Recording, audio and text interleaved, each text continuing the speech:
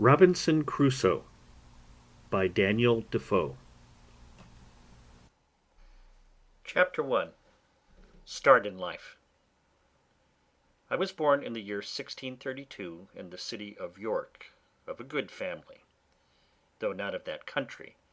my father being a foreigner of Bremen, who first settled at Hull. He got a good estate by merchandise, and leaving off his trade,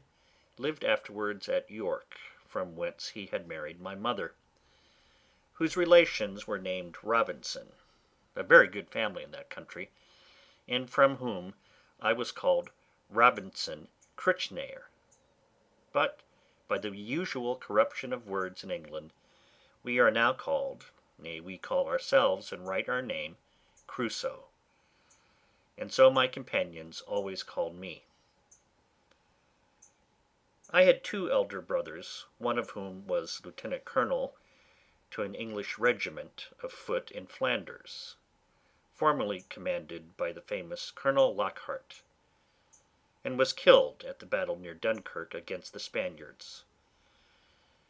What became of my second brother I never knew, any more than my father or mother knew what became of me. Being the third son of the family and not bred to any trade, my head began to be filled very early with rambling thoughts. My father, who was very ancient, had given me a competent share of learning, as far as house education and a country free school generally go, and designed me for the law. But I would be satisfied with nothing but going to sea, and my inclination to this led me so strongly against the will, nay, the commands of my father, and against all the entreaties and persuasions of my mother and other friends, that there seemed to be something fatal in that propensity of nature, tending directly to the life of misery which was to befall me. My father, a wise and grave man, gave me serious and excellent counsel against what he foresaw was my design. He called me one morning into his chamber, where he was confined by the gout, and expostulated very warmly with me upon this subject. He asked me what reasons, more than a mere wandering inclination, I had for leaving father's house and my native country, where I might be well introduced, and had a prospect of raising my fortune by application and industry, with a life of ease and pleasure. He told me it was men of desperate fortunes on one hand, or of aspiring superior fortunes on the other, who went abroad upon adventures, to rise by enterprise, and make themselves famous in undertakings of a nature out of the common road; that these things were all either too far above me or too far below me; that mine was the middle state, or what might be called the upper station of low life, which he had found, by long experience, was the best state in the world, the most suited to human happiness, not exposed to the miseries and hardships, the labour and suffering of the mechanic part of mankind, and not embarrassed with the pride, luxury, ambition, and envy of the upper part of mankind. He told me I might judge of the happiness of the state by this one thing, that is, that this was the state of life which all other people envied; that kings have frequently lamented the miserable consequence of being born to great things, and wished they had been placed in the middle of the two extremes, between the mean and the great; that the wise man gave his testimony to this as the standard of felicity, when he prayed to have neither poverty nor riches. He bade me observe it, and I should always find that the calamities of life were shared among the upper and lower part of mankind, but that the middle station had the fewest disasters, and was not exposed to so many vicissitudes as the higher or lower part of mankind. Nay, they were not subjected to so many distempers and uneasinesses, either of body or mind, as those who were, by vicious living, luxury, and extravagances on the one hand, or by hard labour, want of necessaries, and mean or insufficient diet on the other hand, bring distemper upon themselves by the natural consequences of their way of living. That the middle station of life was calculated for all kind of virtue and all kind of enjoyments. That peace and plenty were the handmaids of a middle fortune. That temperance, moderation, quietness, health, society, all agreeable diversions, and all desirable pleasures, were the blessings attending the middle station of life. That this way men went silently and smoothly through the world, and comfortably out of it, not embarrassed with the labours of the hands or of the head, not sold to a life of slavery for daily bread, nor harassed with perplexed circumstances, which rob the soul of peace and the body of rest, nor enraged with the passion of envy, or the secret burning lust of ambition for great things, but in easy circumstances sliding gently through the world, and sensibly tasting the sweets of living without the bitter, feeling that they are happy, and learning by every day's experience to know it more sensibly. After this he pressed me earnestly, and in the most affectionate manner, not to play the young man, nor to precipitate myself into miseries which nature, and the station of life I was born in, seemed to have provided against; that I was under no necessity of seeking my bread; that he would do well for me, and endeavour to enter me fairly into the station of life which he had just been recommending to me; and that if I was not very easy and happy in the world, it must be my mere fate or fault that must hinder it; and that he should have nothing to answer for, having thus discharged his duty in warning me against measures which he knew would be to my hurt. In a word, that as he would do very kind things for me if I would stay and settle at home as he directed, so he would not have so much hand in my misfortunes as to give me any encouragement to go away. And to close all, he told me I had my elder brother for an example, to whom he had used the same earnest persuasions to keep him from going into the Low Country wars, but could not prevail, his young desires prompting him to run into the army where he was killed; and though he said he would not cease to pray for me, yet he would venture to say to me that if I did take this foolish step, God would not bless me, and I should have leisure hereafter to reflect upon having neglected his counsel when there might be none to assist in my recovery. I observed in this last part of his discourse, which was truly prophetic, though I suppose my father did not know it to be so himself, I say I observed the tears run down his face very plentifully, especially when he spoke of my brother who was killed, and that when he spoke of my having leisure to repent, and none to assist me, he was so moved that he broke off the discourse, and told me his heart was so full he could say no more to me. I was sincerely affected with this discourse, and indeed who could be otherwise? And I resolved not to think of going abroad any more, but to settle at home according to my father's desire. But, alas, a few days wore it all off, and, in short, to prevent any of my father's further importunities, in a few weeks after, I resolved to run quite away from him. However, I did not act quite so hastily as the first heat of my resolution prompted, but I took my mother, at a time when I thought her a little more pleasant than ordinary, and told her that my thoughts were so entirely bent upon seeing the world that I should never settle to anything with resolution enough to go through with it, and my father had better give me his consent than force me to go without it; that I was now 18 years old, which was too late to go apprentice to a trade, or clerk to an attorney, and that I was sure if I did I should never serve out my time, but I should certainly run away from my master before my time was out, and go to sea;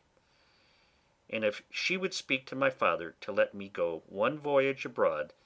if I came home again and did not like it, I would go no more, and I would promise by a double diligence to recover the time I had lost. This put my mother into a great passion. She told me she knew it would be to no purpose to speak to my father upon any such subject, that he knew too well what was my interest to give his consent to anything so much for my hurt, and that she wondered how I could think of any such thing after the discourse I had had with my father, and such kind and tender expressions as she knew my father had used to me; and that, in short, if I would ruin myself, there was no help for me, but I might depend I should never have their consent to it; that for her part she would not so much have hand in my destruction, and I should never have it to say that my mother was willing when my father was not. Though my mother refused to move it to my father, yet I heard afterwards that she reported all the discourse to him, and that my father, after showing a great concern at it, said to her, with a sigh, "That boy might be happy if he would stay at home, but if he goes abroad he will be the most miserable wretch that ever was born. I can give no consent to it."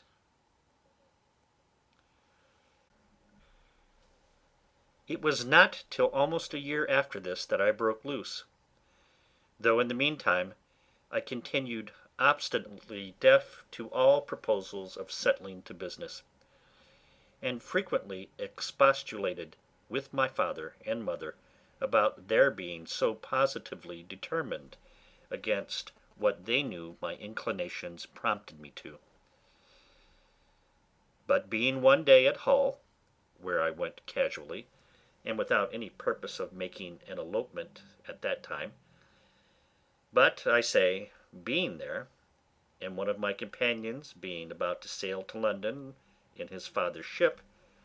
and prompting me to go with them, with the common allurement of seafaring men, that it should cost me nothing for my passage, I consulted neither father nor mother any more, nor so much as sent them word of it, but leaving them to hear of it as they might, without asking God's blessing or my father's, without any consideration of circumstances or consequences, and in an ill hour, God knows, on the 1st of September, 1651, I went on board a ship bound for London. Never any young adventurer's misfortunes, I believe, began sooner or continued longer than mine. The ship was no sooner out of the Humber than the wind began to blow, and the sea to rise in a most frightful manner;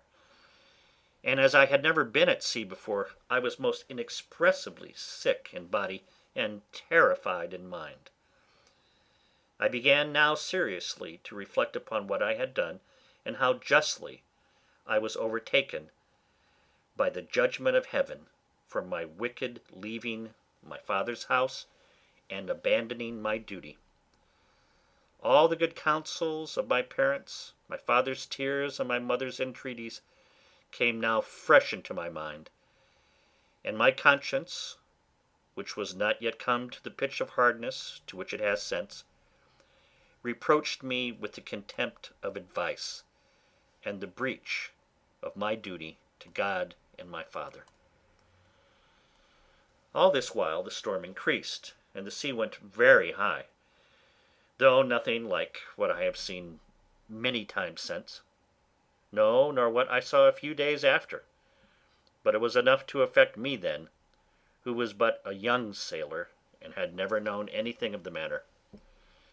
I expected every wave would have swallowed us up, and that every time the ship fell down as I thought it did in the trough or hollow of the sea, we should never rise more. In this of mind I made many vows and resolutions,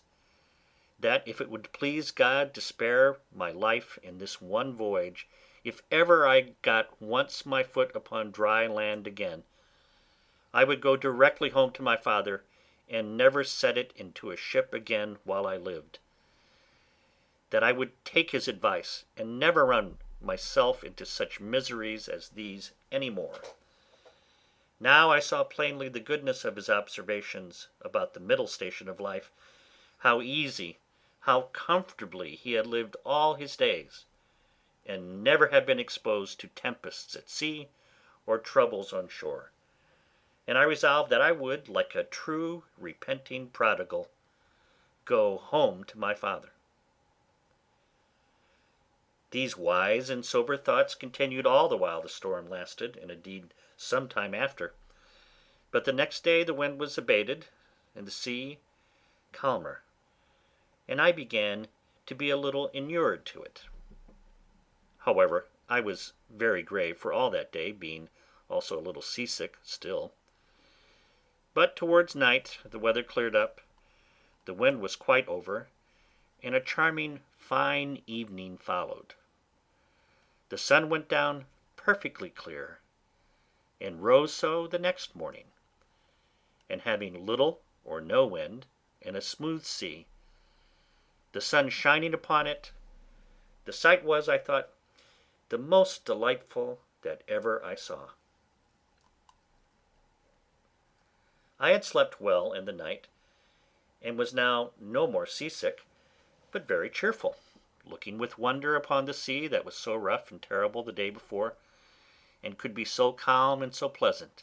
in so little a time after.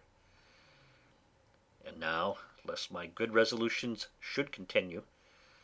my companion, who had enticed me away, comes to me. "Well, Bob," says he, clapping me upon the shoulder,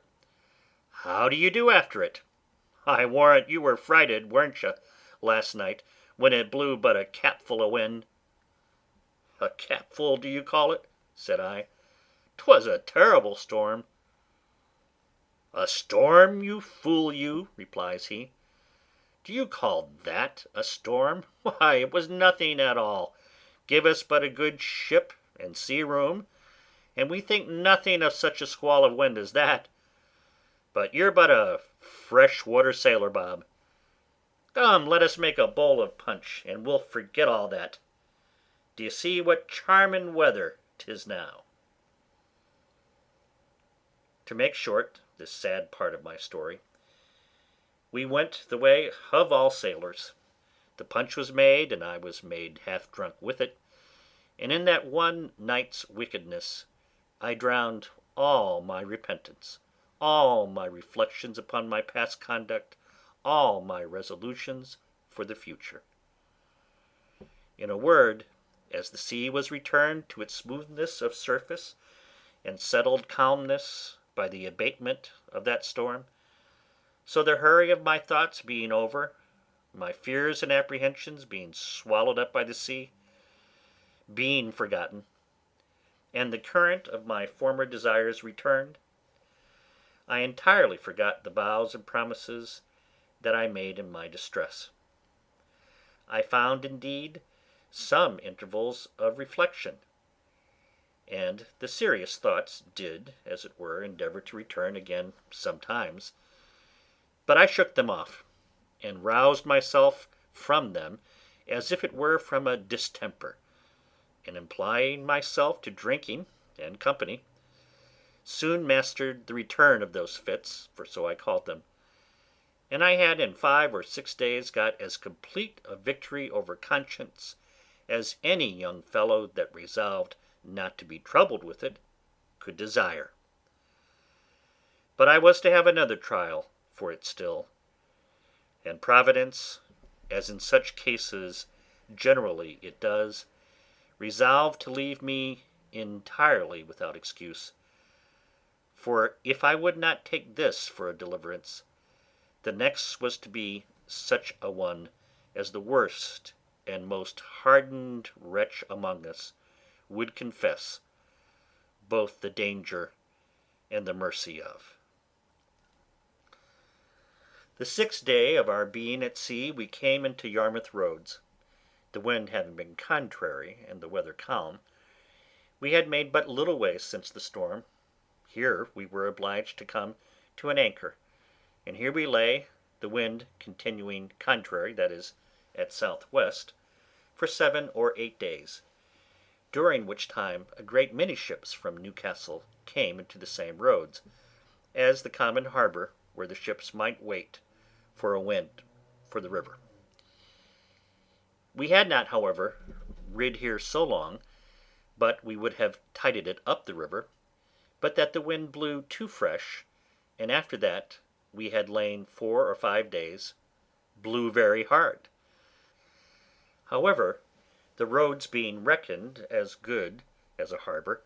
the anchorage good, and our ground tackle very strong, our men were unconcerned,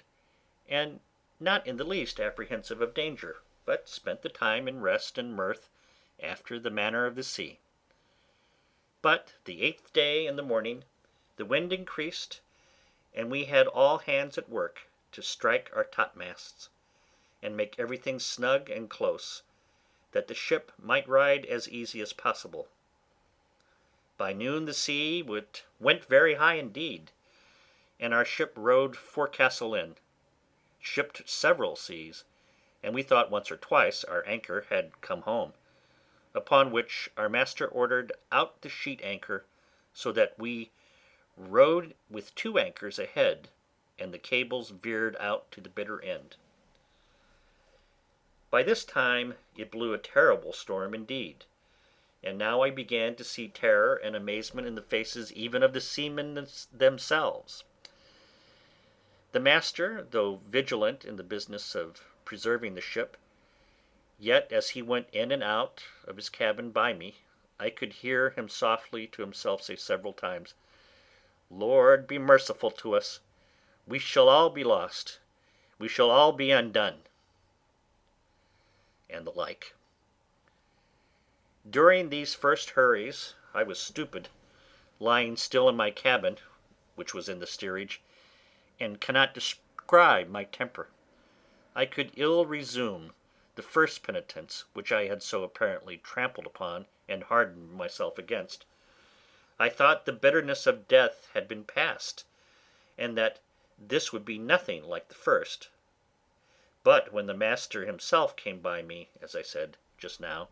and said we should be all lost, I was dreadfully frighted. I got up out of my cabin and looked, but such a dismal sight I never saw. The sea ran mountains high, and broke upon us every 3 or 4 minutes. When I could look about, I could see nothing but distress round us. 2 ships that rode near us, we found, had cut their masts by the board, being deep laden, and our men cried that a ship which rode about a mile ahead of us was foundered. 2 more ships, being driven from their anchors, were run out of the roads to sea, at all adventures, and that was with not a mast standing. The light ships fared the best, as not so much labouring in the sea, but 2 or 3 of them drove, and came close by us, running away with only their spritsail out before the wind. Towards the evening the mate and boatswain begged the master of our ship to let them cut away the foremast, which he was very unwilling to do, but the boatswain protesting to him that if he did not the ship would founder, he consented, and when they had cut away the foremast, the mainmast stood so loose and shook the ship so much, they were obliged to cut that away also, and make a clear deck. Any one may judge what a condition I must be in at all this, who was but a young sailor, and who had been in such a fright before at but a little. But if I can express at this distance the thoughts I had about me at that time, I was in tenfold more horror of mind, upon account of my former convictions, and the having returned from them to the resolutions I had wickedly taken at first, than I was at death itself. And these, added to the terror of the storm, put me into such a condition that I can find by no words a way to describe it. But the worst was yet to come. The storm continued with such fury that the seamen themselves acknowledged that they had never seen a worse. We had a good ship, but she was deep laden and wallowed in the sea, so that the seamen every now and then cried out she would founder. It was my advantage in one respect, that I did not know what they meant by founder till I inquired. However, the storm was so violent that I saw, what is not often seen, the master, the boatswain, and some other more sensible than the rest, at their prayers, and expecting every moment when the ship would go to the bottom. In the middle of the night, and under all the rest of our distresses, one of the men that had been down to see cried out we had sprung a leak. Another said there was 4 feet water in the hold. Then all hands were called to the pump. At that word my heart, as I thought, died within me, and I fell backwards upon the side of my bed where I sat, into the cabin. However, the men roused me, and told me that I, that was able to do nothing more, was as well able to pump as another, at which I stirred up and went to the pump, and worked very heartily. While this was doing, the master, seeing some light colliers, who, not able to ride out the storm, were obliged to slip and run away to sea, and would come near us, ordered to fire a gun as a signal of distress. I, who knew nothing what that meant, thought the ship had broken, or some dreadful thing happened. In a word, I was so surprised that I fell down in a swoon. As this was a time when everybody had his own life to think of, nobody minded me, or what was become of me. But another man stepped up to the pump, and thrusting me aside with his foot, let me lie, thinking I had been dead. And it was a great while before I came to myself. We worked on, but the water increasing in the hold, it was apparent that the ship would founder. And though the storm began to abate a little, yet it was not possible she could swim till we might run into any port. So the master continued firing guns for help, and a light ship, who had rid it out just ahead of us, ventured a boat out to help us. It was with the utmost hazard the boat came near us, but it was impossible for us to get on board, or for the boat to lie near the ship's side, till at last the men rowing very heartily and venturing their lives to save ours, our men cast them a rope over the stern with a buoy to it, and then veered it out a great length, which they, after much labour and hazard, took hold of, and we hauled them close under our stern, and got all into their boat.